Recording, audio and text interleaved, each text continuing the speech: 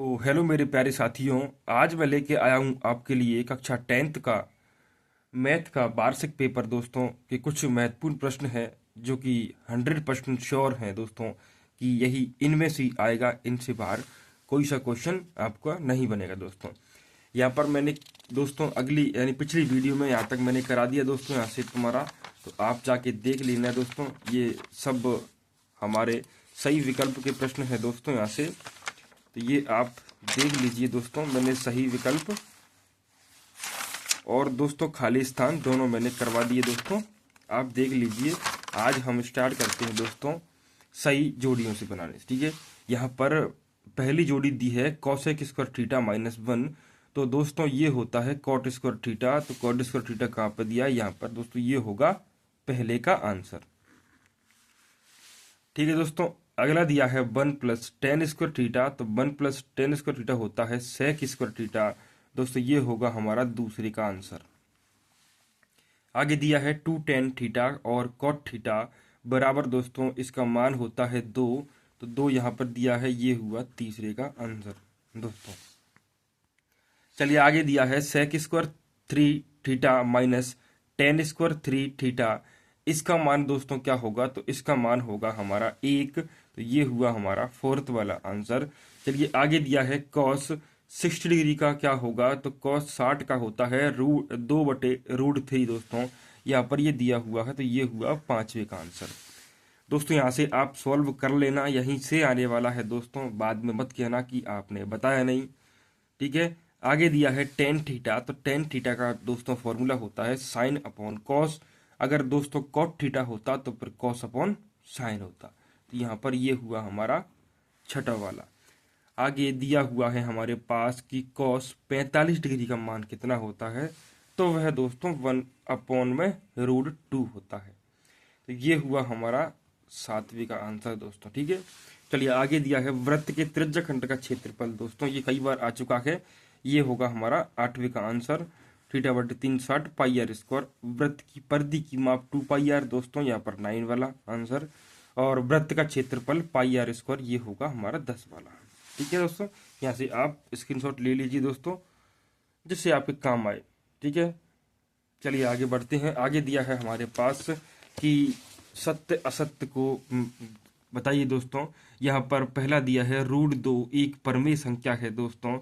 तो यह हमारा असत्य होगा, √2 एक परमेय संख्या नहीं है दोस्तों, ये होगा हमारा दोस्तों असत्य। आगे दिया है प्रत्येक पूर्णांक प्राकृतिक संख्या होती है दोस्तों। तो ये भी हमारा क्या होगा? असत्य। चलिए दोस्तों आगे, प्रत्येक प्राकृतिक संख्या पूर्ण संख्या होती है। तो दोस्तों प्रत्येक प्राकृतिक संख्या पूर्ण संख्या होती है दोस्तों। तो यहाँ पर हमारा क्या होगा? ये होगा हमारा सत्य दोस्तों, ये सत्य। चलिए आगे, आगे दिया वर्ग समीकरण को हल करने के लिए सूत्र के प्रणेता श्रीधराचार्य थे दोस्तों। तो हाँ सही है, ये दोस्तों हमारा फोर्थ वाला क्या होगा? सत्य। आगे दिया है वर्ग समीकरण के अनेक हल हो सकते हैं दोस्तों। तो वर्ग समीकरण के तो एक ही हल होगा दोस्तों, ये हमारा क्या होगा? ये होगा हमारा असत्य, ठीक है दोस्तों। चलिए आगे दिया है यदि दो त्रिभुज समकोणिक हो तो त्रिभुज समरूप होंगे। तो यहाँ पर ये होगा सत्य दोस्तों। अगर त्रिभुज समकोणिक है तो वो समरूप दोनों समान होंगे रमा। आगे यहाँ पर क्या होगा दोस्तों? ये होगा हमारा सत्य। चलिए आगे, समरूप त्रिभुजों के क्षेत्रफलों का अनुपात उनकी संगत भुजाओं के वर्ग के अनुपात के बराबर होता है दोस्तों। ये कहा इसने, तो ये सत्य है दोस्तों। अगर समरूप त्रिभुज है तो उनका अनुपात संगत भुजाओं के वर्गों के अनुपात के बराबर होगा। यदि त्रिभुज की संगत भुजाएं अनुपातिक हों तो वे त्रिभुज समरूप नहीं होते। अगर यदि त्रिभुज की संगत भुजाएं अनुपातिक हों तो दोस्तों इसने कहा तो असत्य होगा जी। क्या होगा हमारा? ये होगा असत्य। चलिए दोस्तों आगे दिया हुआ है समकोण त्रिभुज का क्षेत्रफल बराबर 1/2 आधार इंटू शीर्ष लंब दोस्तों। तो यह हमारा फॉर्मूला सही है दोस्तों, तो ये सत्य होगा। चलिए आगे दिया है दो समरूप आकृतियां अनिवार्यतः सर्वांग सम होती हैं। क्या बोला इन्होंने? दो समरूप आकृतियां। दोस्तों ये वाला 10 वाला क्वेश्चन है, तो ये असत्य होगा दोस्तों। क्या होगा? असत्य। समान रूप की आकृतियां सर्वांगसम नहीं होंगी दोस्तों। सभी वर्ग समरूप होते हैं दोस्तों, तो ये बात सत्य है। सभी वर्ग समरूप होते हैं और सभी वृत्त भी समरूप होते हैं, तो ये सत्य है। चलिए आगे दिया है हमारे पास कि वृत्त के केंद्र से जीवा पर डाला गया लंब जीवा को समद्विभाजित करता है दोस्तों, समान भागों में बांटता है, तो सत्य होगा हमारा। ये क्या है दोस्तों? तो ये है हमारा सत्य। चलिए आगे दिया है हमारा वृत्त की दो बिंदुओं पर प्रतिच्छेद करने वाली रेखा को तिर्यकछेदी रेखा कहते हैं। क्वेश्चन नंबर 13 दिया है, तो ये बात हमारी क्या होगी दोस्तों? ये सत्य है। सत्य। आगे दिया है गोले का आयतन 4/3 पाई आर क्यू होता है दोस्तों, ये बात सत्य है दोस्तों। ये फॉर्मूला हमारा कैसा है दोस्तों? सही है। ये फॉर्मूला हमारा सही है। आगे दिया है अर्ध गोले का आयतन 2/3 पाई आर क्यू होता है, तो दोस्तों ये गलत है, ये असत्य होगा हमारा। क्या होगा? असत्य। अर्ध गोले का आयतन होता है 4/3 पाई आर क्यू के स्थान पर पाई आर स्क्वायर होता है दोस्तों। आगे दिया है किसी बारंबारता बंटन में किसी वर्ग की संख्या, बारंबारता उस वर्ग को पहले सभी वर्गों की बारंबारता का योग होता है, तो ये सत्य है कि हमारा असत्य दोस्तों। तो ये हमारा क्या होगा? सत्य। चलिए आगे दिया है किसी निश्चित घटना की प्रायिकता का मान 1 होता है। किसी निश्चित घटना की प्रायिकता का मान कितना होता है दोस्तों? 1 होता है, तो ये हमारा सत्य होगा। आगे दिया है किसी घटना की प्रायिकता ऋणात्मक भी हो सकती है दोस्तों, तो ये बात तो गलत है दोस्तों। ऋणात्मक नहीं, हमेशा धनात्मक में ही होगी, तो ये हमारा क्या होगा? असत्य। तो किसी घटना की प्रायिकता ऋणात्मक नहीं हो सकती दोस्तों। ठीक है, आगे दिया है हमारा x-1 बराबर 0 में x का मान 0 और 1 है दोस्तों, ये सत्य है। आप निकाल लीजिए दोस्तों, पहले x² - x बराबर 0 होगा, फिर इसके करेंगे गुणनखंड।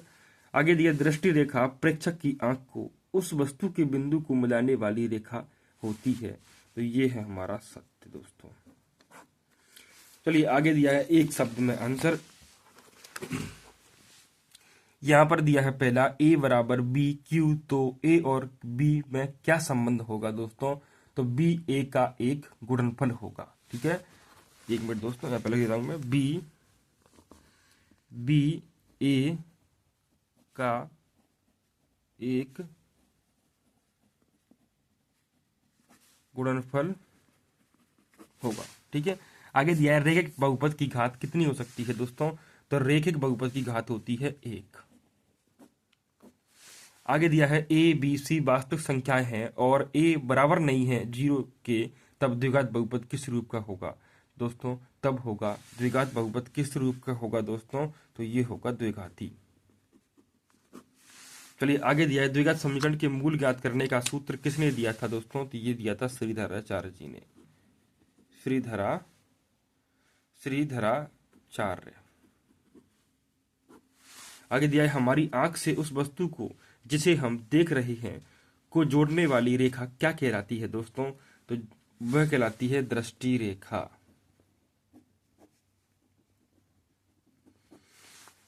ठीक है दोस्तों, थोड़ा जल्दी जल्दी कराना पड़ता है दोस्तों, क्योंकि वीडियो फिर लंबी हो जाती है, फिर आपको देखने में अच्छा नहीं लगता दोस्तों, इसलिए आपकी वजह से ही जल्दी जल्दी से कराना पड़ता है। ठीक है, आगे दिया है उन्नयन कोण की परिभाषा लिखिए। तो उन्नयन कोण की परिभाषा क्या होगी दोस्तों? तो ये होगी हमारी दृष्टि रेखा और क्षैतिज रेखा के बीच का कोण। ठीक है दोस्तों, दृष्टि रेखा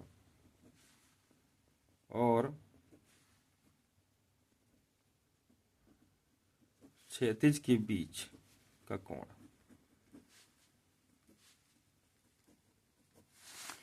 ठीक है, आगे दिया है किसी खंभे की छाया तथा ऊंचाई समान होने पर सूर्य का उन्नयन कोण कितना होता है दोस्तों?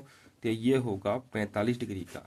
चलिए दोस्तों आगे दिया है हमारे पास, आगे किसी वृत्त पर किसी स्पर्श रेखाएं खींची जा सकती हैं। किसी वृत्त पर कितनी स्पर्श रेखाएं? तो यहाँ पर 2 स्पर्श रेखाएं खींची जा सकती हैं।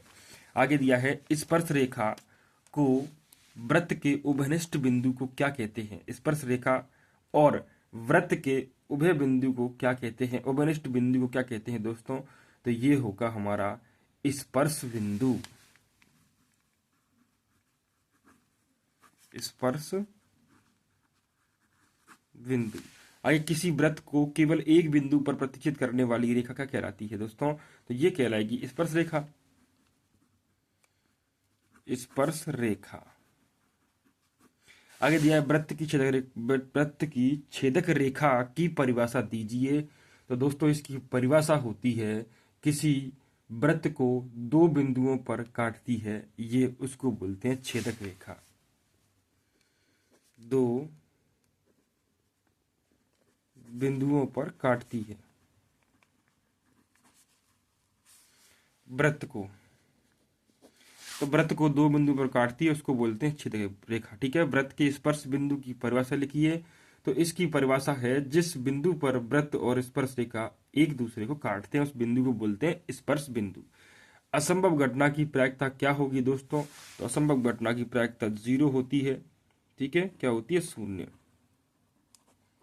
और निश्चित घटना की प्रायिकता होती है, निश्चित घटना की प्रायिकता होगी दोस्तों 1। आगे एक असंभव घटना की प्रायिकता पहले ही करा चुके हैं दोस्तों 0। आगे प्रारंभिक घटना किसे कहते हैं? तो प्रारंभिक घटना वह घटना जिसमें केवल एक ही परिणाम होता है दोस्तों। तो मैं लिख कर दे रहा हूं, जो वह घटना। तो दोस्तों यह रहा उसका आंसर। वह घटना जिसमें एक ही परिणाम होता है उसे प्रारंभिक घटना बोलते हैं। और जो ऊपर मैंने छोड़ दिया था दोस्तों कि क्या वृत्त के स्पर्श बिंदु को परिभाषा लिखिए। तो जिस बिंदु पर वृत्त और स्पर्श रेखा एक दूसरे को काटती हैं उस बिंदु को स्पर्श बिंदु कहते हैं दोस्तों। ठीक है, तो दोस्तों मैंने इससे पहली वाली वीडियो में सारे ऑब्जेक्टिव टाइप क्वेश्चन और खाली रिक्त स्थान करा दिए हैं दोस्तों, तो आप उनको भी देख लीजिए दोस्तों। यहाँ से हमने कुछ क्वेश्चन आंसर लिए हैं दोस्तों आज, तो यहाँ से उनको भी देख लीजिए यहाँ पर। ठीक है, यहाँ से पहला क्वेश्चन दिया है 12, 15 और 21 का अभाज्य गुणनखंड द्वारा एलसीएम और एचसीएफ ज्ञात करना है दोस्तों। ये क्वेश्चन भले दोस्तों यहाँ से क्या होगा, संख्या चेंज होगी, लेकिन ये हमेशा आपसे पेपर में पूछा जाएगा एलसीएम या फिर एचसीएफ दोस्तों, या फिर दोनों। संख्या कुछ भी हो दोस्तों, संख्या के बारे में मैं नहीं कह सकता। ठीक है, यहाँ पर सवाल क्वेश्चन दिया है 12, 15 और 21 का, तो यहाँ से सीख लो आप कैसे निकालते हैं दोस्तों। संख्या कैसी भी हो आप करके आ जाओगे। यहाँ से 12 का क्या किया मैंने, पहले 12 का किया गुणनखंड, तो 12 का होता है 2 × 2 × 3। इसी प्रकार 15 का, इसी प्रकार 21 का। एचसीएफ दोस्तों वह होता है HCF जो कि तीनों संख्याओं में कॉमन हो। इसमें 3 है, इसमें भी 3 कॉमन है, इसमें भी 3 कॉमन है, तो हमारा HCF क्या हुआ दोस्तों 3। और एलसीएम होता है दोस्तों जो कॉमन था उसका एक बार लिखते हैं, तो एक बार लिखा 3 यहाँ पर, और सब को गुणा करते हैं दोस्तों। यहाँ पर 2 बार है तो 2 बार लिखा, × 5 × 7 सबका गुणा किया दोस्तों, 420 हमारा आया। आगे दोस्तों ये क्वेश्चन भी कई बार आ चुका है दोस्तों। इसी प्रकार का क्वेश्चन यहाँ से संख्या दी है हमारे पास 2 दोस्तों, और उनका HCF दिया है, हमें एलसीएम ज्ञात करना है। ये फॉर्मूला होता है दोस्तों HCF × एलसीएम बराबर A × B। ठीक है, यहाँ पर HCF दिया है हमारे पास 9 × एलसीएम बराबर संख्या दी है 306 × 657। एलसीएम निकालना है, ये 9 इंटू में था बटे में पहुंच जाएगा, इसको काटूंगा मैं दोस्तों, इंटू करूंगा 22 या 338 हमारा आंसर आएगा। चलिए दोस्तों अगला दिया है द्विघात बहुपद 3x² - 4 के शून्य ज्ञात कीजिए दोस्तों। इनकी करना है हमें गुणनखंड। दोस्तों आप यहाँ से कर लीजिएगा पक्का दोस्तों, यहाँ से क्वेश्चन आंसर 100% पूरे के पूरे क्वेश्चन आंसर यहीं से आने वाले हैं। ठीक है दोस्तों, संख्या चेंज होंगी लेकिन पैटर्न हमेशा दोस्तों यही होगा। ठीक है, यहाँ से दिया है 3x² - x - 4 के शून्य। तो दोस्तों यहाँ पर ऐसा लेना है हमें अंक जिससे 4 × 12 हो, गुणा करने पर 12 हो, और जोड़ने या फिर घटाने पर 1 हो दोस्तों। तो मैंने यहाँ संख्या ली 4 - 3। ठीक है दोस्तों, इसी प्रकार यहाँ से -4x हुआ प्लस 3x, इसमें 3x² प्लस 3x - 4x होकर करके यहाँ पर हमारा शून्य क्या हुआ 4/3 और 1 दोस्तों। आगे दिया है हमारे पास एक द्विघात बहुपद ज्ञात कीजिए जिसके शून्यकों का योग और गुणनफल क्रमशः, ये IMP लगा लो दोस्तों, इसमें आने वाला है। एक द्विघात बहुपद ज्ञात कीजिए जिसके शून्यकों का योग और गुणनफल -3 और 2 है।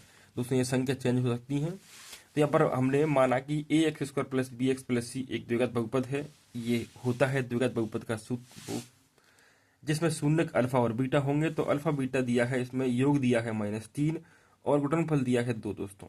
इसका फॉर्मूला होता है, शून्यकों का योग होता है दोस्तों -b/a और गुणनफल होता है c/a। यहाँ पर -3 दिया था, मैंने बटे में 1 मान लिया, इसी इधर भी बटे में 1 मान लिया, माइनस से माइनस कट गया। ये दोस्तों a का मान जो a के सामने है a बराबर 1, b का मान जो b के सामने है b का मान 3 और c का मान जो c के सामने 2। यहाँ से दोस्तों सिर्फ यहाँ पर a के मान पर क्या लिखना है 1, b के मान पर 3 और c के मान पर 2। तो ये लिखा मैंने x square plus 3x plus 2, ये हमारा एक द्विघात बहुपद बन चुका है दोस्तों।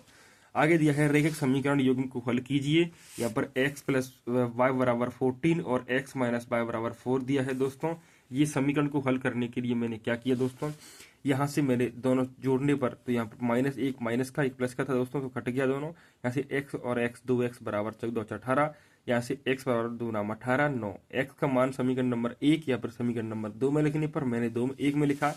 तो x प्लस वाई बराबर 14, ये था समीकरण नंबर 1। इसमें x के स्थान पर लिखा मैंने 9 प्लस में y बराबर 14, ये y यहीं की यहीं और 14 यहीं कहीं, ये 9 इधर गया तो माइनस हुआ, ये हुआ हमारा y का मान 5 और x का मान 9 दोस्तों। ठीक है, जल्दी जल्दी बताना पड़ रहा है दोस्तों क्योंकि समय बहुत कम है, ज़्यादा लंबी वीडियो को कोई देखता नहीं है दोस्तों, इसलिए हमें मजबूरन बनाना पड़ता है। ठीक है, यहाँ पर दिया है अनुपात a1/a2 बराबर b1/b2 बराबर c1/c2 की तुलना कर ज्ञात कीजिए कि 5x माइनस 4x प्लस 8 बराबर 0। और समीकरण नंबर 2, इसमें बोला है कि यह समांतर या संपाती है कि नहीं है दोस्तों। ठीक है, आपको मैंने इसी प्रकार का दोस्तों एक वो ओटी में आता है दोस्तों कि, तो वो मैंने करा दिया, अब कर लेना। ठीक है दोस्तों, तो यहाँ पर ये हुआ a1 का मान b1 का मान, c1 का मान, a2 का मान, b1 का मान, b2 का मान। उपरोक्त समीकरणों की तुलना मानक समीकरण a1 x plus b1 y plus c1 बराबर 0 से करने पर और a2 x plus b2 y plus c2 बराबर 0 से करने पर ये लिखना पड़ेगा आपको। एक a1 बराबर कितना होगा 5, b1 बराबर -4, c1 बराबर 8। इसी प्रकार समीकरण नंबर 2 में a2 बराबर 7, b2 बराबर -6 और c2 बराबर -9। यहाँ पर दोस्तों a1/a2 बराबर 5/7 होगा, b1/b2 बराबर 4/6 होगा, माइनस से माइनस, 2 दूना 4, 2 3 6। दोस्तों अगर ये बराबर होते, अगर ये 5/7 इधर भी 5/7 होता तो हमारा ये बराबर होता, लेकिन बराबर नहीं है तो ये बराबर नहीं होगा c1/c2 के। तो अतः दी गई रेखाओं के युग्म समीकरण का अद्वितीय हल होगा। दोस्तों बराबर नहीं है तो कैसा हल होगा, अद्वितीय हल। और अगर बराबर होते तो अनंत अनेक हल। और अगर दो बराबर हैं a1/a2 बराबर b1/b2 बराबर नहीं है c1/c2 के, तो ये होता कोई हल नहीं। दोस्तों आप कर लीजिए, मैंने सारे सब क्वेश्चन पहले की वीडियो में करा दिए दोस्तों। यहाँ से 1 नंबर का यहाँ से उसमें भी आता है दोस्तों, और यहाँ पे 3 नंबर का या 2-3 नंबर का सवाल आता है दोस्तों। चलिए आगे दिया है, जांच कीजिए कि क्या x² माइनस 2x बराबर -2 3 माइनस x एक द्विघात समीकरण है कि नहीं है दोस्तों। तो आइए हम इसे सॉल्व करते हैं दोस्तों। मैंने समय के चक्कर में यहाँ पर सॉल्व पहले ही कर लिया दोस्तों, आप स्क्रीनशॉट ले सकते हो दोस्तों। यहाँ पर x² माइनस 2x बराबर -2, तो पहले इस 2 का गुणा करना है हमें इसमें भी और इसमें भी दोस्तों। यहाँ से दिए गए समीकरण को हल करने पर x² माइनस 2x बराबर, ये 2 का मैंने 3 में किया तो माइनस प्लस माइनस हुआ, 2 3 6, फिर माइनस माइनस प्लस हुआ, 2 एकम 2x। यहाँ पर दोस्तों सबको मैं एक तरफ लाऊंगा, यहाँ पर x² माइनस 2x को इधर लाया तो माइनस की 2x, और ये माइनस के 6 थे, इधर आके प्लस के 6 हुए बराबर 0। x² माइनस 4x, 2 और 2 4 हुए दोस्तों, प्लस में 6 बराबर 0। अब ये ax² plus bx plus c के फॉर्म में है दोस्तों, ये हमारा द्विघात समीकरण है। समीकरण ax² plus bx plus c बराबर 0 के प्रकार का है, अतः समीकरण द्विघात समीकरण होगा। चलिए दोस्तों आगे दिया है गुणनखंड विधि। ठीक है दोस्तों, आगे क्या दिया है, गुणनखंड विधि से द्विघात समीकरण 3x² माइनस x माइनस 4 के मूल ज्ञात कीजिए। दोस्तों यहाँ से करना है हमें गुणनखंड, ये वाला सवाल पहले भी कर चुके हैं, आप तो पीछे कर लीजिए दोस्तों। यहाँ पर इसके शून्य होंगे -1 और 4/3। चलिए आगे दिया है दोस्तों समांतर श्रेणी से, यहाँ से एपी दी है 1 2 7 12 का 10वां पद ज्ञात करना है दोस्तों। तो 10वां पद ज्ञात करने के लिए एन का मान हमें 10 दिया है। अब इसमें दोस्तों पहला पद आपसे, ये एक सवाल खाली स्थान में भी आता है दोस्तों, और एक सवाल एक शब्द के आंसर में भी आंसर आता है दोस्तों। तो इसको कर लीजिए, या तो आपसे पहला पद पूछेगा, या तो आपसे सार्व अंतर पूछेगा, या फिर आपसे कोई सा पद पूछेगा दोस्तों। तो इसका पहला पद क्या होगा 2, और सार्वंतर कैसे निकालते हैं, तो दूसरे में से माइनस करते हैं पहले वाले को। तो 7 में से 2 माइनस किया तो मैंने कितना आया 5 दोस्तों, ठीक है। और पद निकालने का फॉर्मूला होता है ए एन बराबर a plus n minus 1 into d दोस्तों। इस फॉर्मूले को याद कर लीजिए, इस फॉर्मूले से पक्का 100% दोस्तों एक क्वेश्चन हमेशा पेपर में आता है दोस्तों। यहाँ से ए एन का मान 10 दिया है बराबर ए का मान 2 प्लस में एन के स्थान पर 10 दिया था दोस्तों। एन 10वां पद, इस अंतिम पद को बोलते हैं एन, 10 माइनस 1, और डी का मान दिया था 5। यहाँ से 2 की 2 प्लस में 10 में से 1 गया 9 बचा, और 9 का इंटू 5 में 45, 45 और 2 हुआ दोस्तों 47। ये हुआ 10वां पद हमारा। आगे दिया है दी हुई एपी के अगले 2 पद ज्ञात कीजिए दोस्तों। अगले 2 पद आप, अगर 2 नंबर का क्वेश्चन आता है तो करना पड़ेगा दोस्तों पूरा, अगर खाली स्थान है उसमें आता है तो फिर क्या करोगे आप, सार्वंतर देखोगे। सार्वंतर कितना है, तो 10 में से 4 गया तो कितना बचा दोस्तों, 10 में से 4 गया तो 6 बचेगा प्लस का। तो यहाँ पर 22 और 6 28, 28 और 6 34, ये होंगे अगले 2 पद दोस्तों। इसी प्रकार पद निकालने के लिए ये 1 पद 2 पद 3 पद 4, अगले पद 5वां और 6वां होगा। तो 5वां पद निकाला और 6वां पद निकाला। 5वां पद निकालने के लिए एक कम लेते हैं, ए प्लस में 4d, ए प्लस में 5d, ए का मान 4, 4 और 6, 4 छंगे 24 और 4 28 और 34 दोस्तों, कर लीजिए आप। चलिए आगे क्वेश्चन दिया है कि किसी त्रिभुज पी क्यू आर की भुजाएं पी क्यू और पी आर एक क्रम से बिंदु ई और एफ पर स्थित है।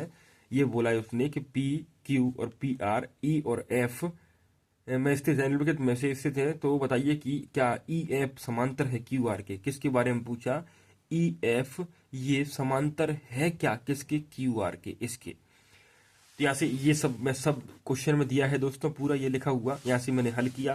तो यहाँ से पी ई बटे में ई क्यू, यहाँ से क्या हुआ पी, ये पूरा दिया है तो यहाँ से पी ई और दोस्तों ई क्यू, पी ई का मान दिया है 3.9 और ई क्यू का मान दिया है 3 दोस्तों, ठीक है। आगे पी एफ बटे में दोस्तों एफ आर, पी एफ का मान दिया 3.6 और इसका मान दिया 2.4 दोस्तों।